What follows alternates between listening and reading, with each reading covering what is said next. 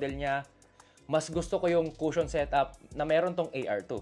Mas responsive, mas malambot, and at the same time, ang sarap ng landing experience dito. Kung hawak mo tong pair na to, mararamdaman mo agad kung gaano kalambot tong midsole na ginamit nila dito. Ang maganda rin dito sa AR2, talaga namang flexible siya. Tignan nyo naman. Dahil nga sa gantong flexibility, this shoe helps you to propel forward mga idol.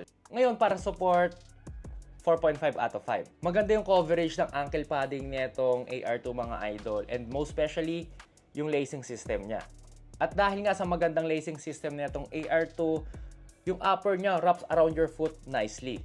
Katulad nga na sabi ko kanina, nadulas ako while using this one, pero hindi naman ako na-spray.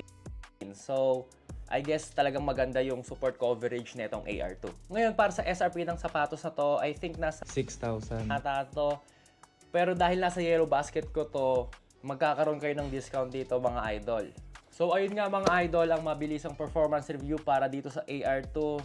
And overall, for me, ito yung pinakagusto kong version ng sapatos ni Austin Reeves. Although nakaramdam nga ako ng pagkadulas, pero yung cushion talaga niya para sa akin yung best highlight ng sapatos na to. So ayun nga mga idol, maraming salamat sa panonood. At kung nagustuhan nyo nga itong performance review natin, baka naman pwede mong i-double tap yung screen at i-share mo na rin to sa mga tropa nating umiidolo kay Austin Reeves. Again mga idol, maraming salamat. I'll see you guys on my next performance review.